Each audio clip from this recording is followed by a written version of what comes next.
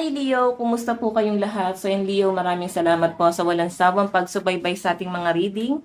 And kung ikaw ay bago pa lang sa ating channel, mag-subscribe na po kayo and i-click mo na rin yung ating notification bell para lagi kang updated sa ating mga bagong upload, okay? So guys, sa mga interested naman sa ating private reading and rituals, nasa description box below lang po yung page ng aking Facebook, message lang po kayo, okay? Sa mga magpapa-love spell, rituals, and manifestation. Okay, so tignan natin guys. Ganap sa inyo ngayong October 2025. Leo, Sun, Moon, Rising, and Venus.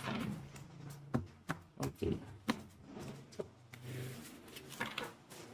Leo, Sun, Moon, Rising, and Venus sign.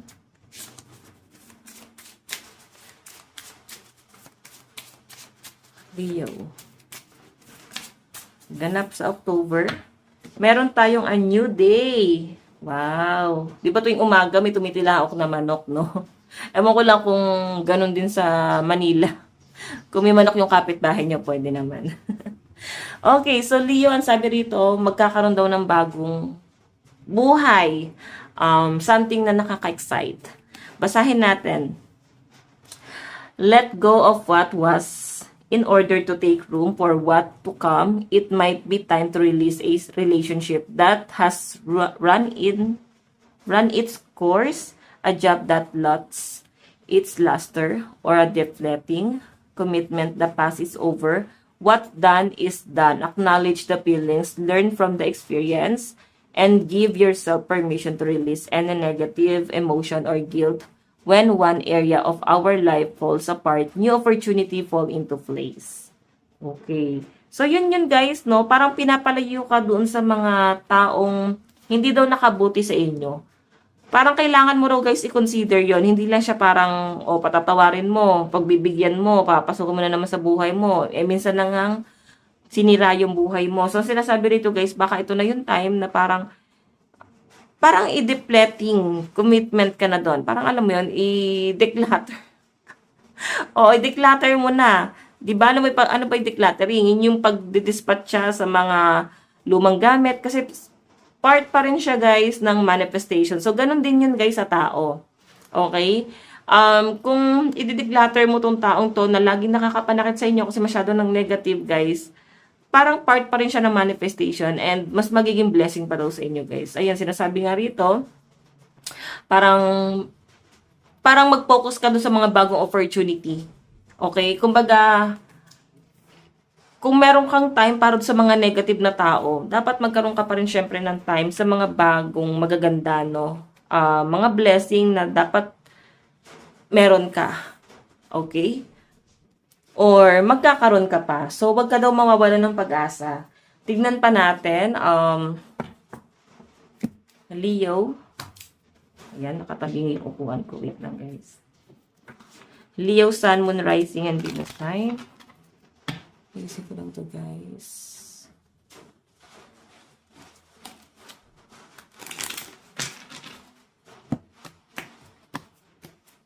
Additional message pa para kay Leo.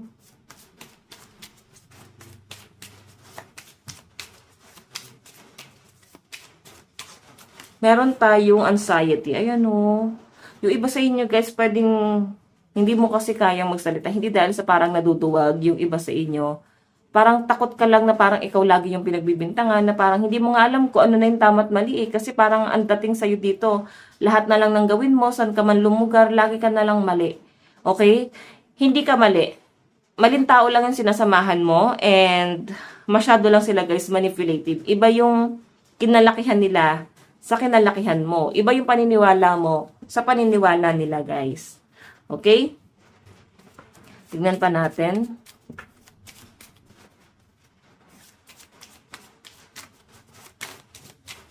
Meron tayong unknowing. So, yung iba sa inyo, guys, nandun ka sa place na parang hindi ka kampante. Lalo na sa mga nag-a-abroad, pwedeng may mga tao ka nakakasalamuhan na parang hindi ka belong doon. Parang feeling mo, hindi ako para dito. Ganon. So, nandun ka sa lugar ngayon, Leo, na parang nabibigyan ka naman ng bagong pag-asa sa buhay mo. Pero yun nga guys, yung pag-asa na yun guys, napapalitan daw siya ng takot. ay no, pag-asa, and napapalitan ng takot. Kasi, parang nandun ka kasi maganda yung opportunity, maganda yung sahod, maganda yung kinabukasan mo dun sa lugar na yun. Pwedeng sa career mo to umiikot, no? Ang problema lang, guys, pwede yung mga katrabaho mo masyadong toxic, masyado kang sinisira, ganon. Tignan pa natin.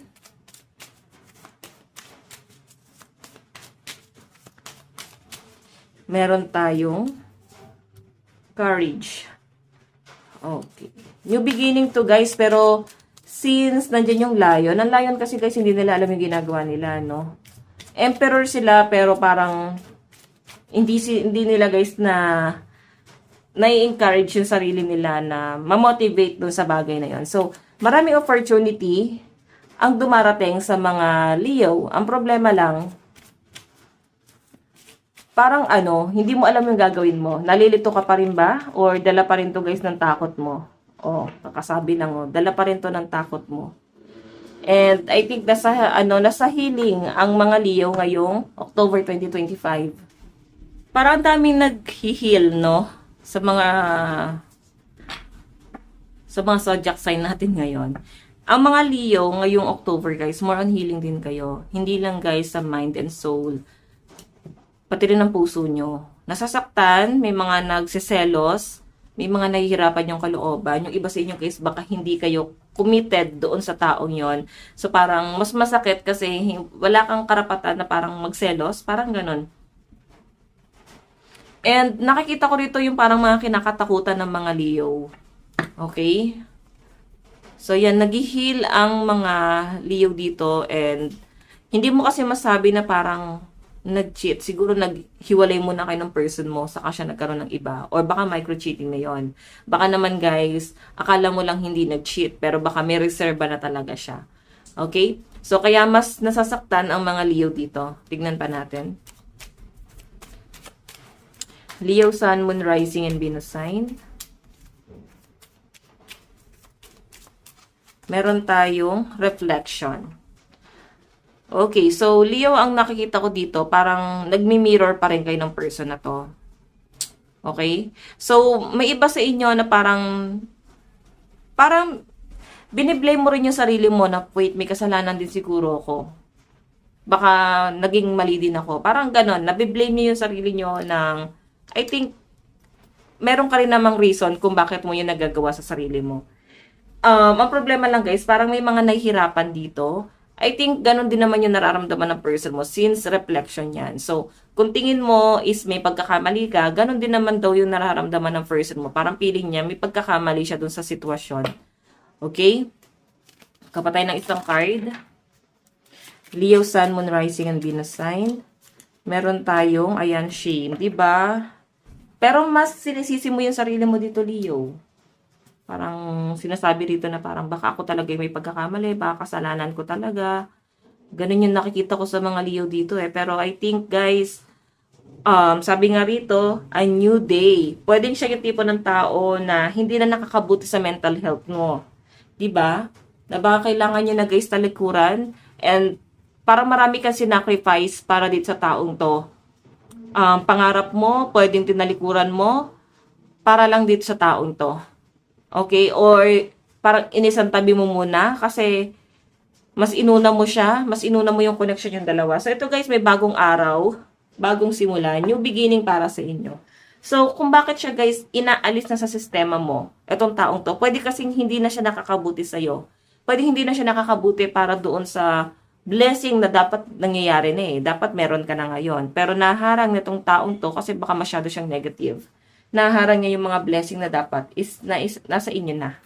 Okay, tingnan pa natin. Leo, Sun, Moon, Rising, and Venus sign. Leo, Sun, Moon, Rising, and Venus sign. Meron tayong gold. You don't need someone else to fix you. Diba? Hindi mo kailangan ng person na bubuin ka eh. Hindi mo kailangan ng, siguro, pamilya, support, okay lang yon, no? Kaibigan, susuportahan ka, okay lang yon. Pero, sa kabuuan kasi, guys, ikaw at ikaw pa rin ang tutulong sa sarili mo eh. Choice mo pa rin yan eh, kung mag-heal ka. Choice mo pa rin kung gusto mong maging masaya. Choice mo kung gusto mo pa rin maging malungkot, or choice mo kung gusto mo pa rin mag-stay dyan or hindi.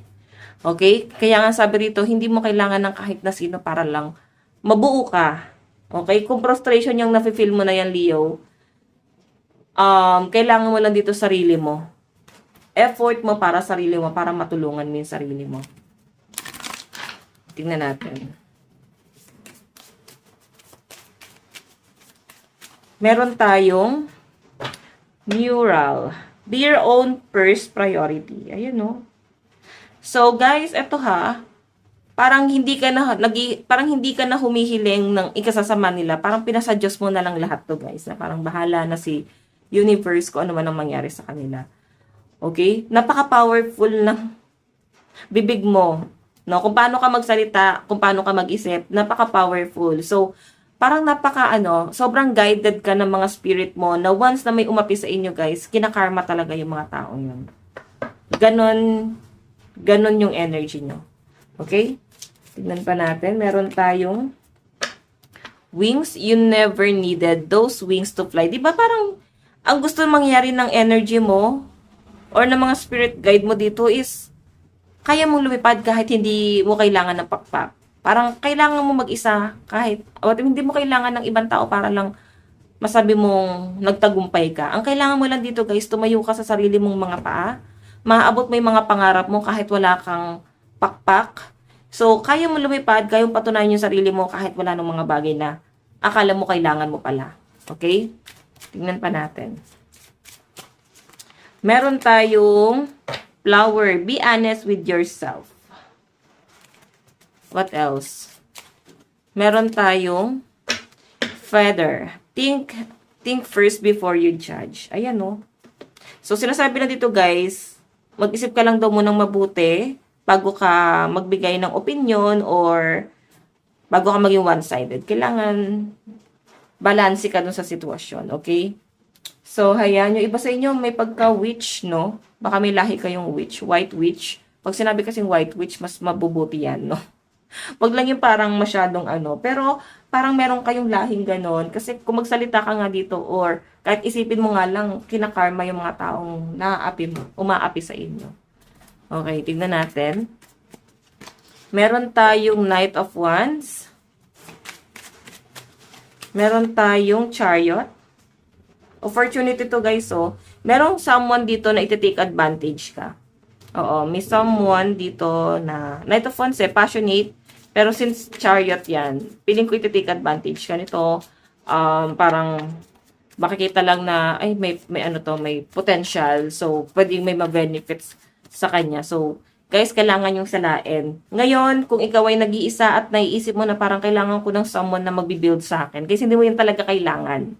Hindi mo talaga kailangan yun. Ang kailangan mo lang dito, guys, maging matapang ka. Okay, meron tayong Three of Swords. Ayan, may mga na-involve sa third party, guys, no? Hindi mo kailangan patunayan yung sarili mo sa ibang tao. Okay? Tignan natin. Advice para sa'yo.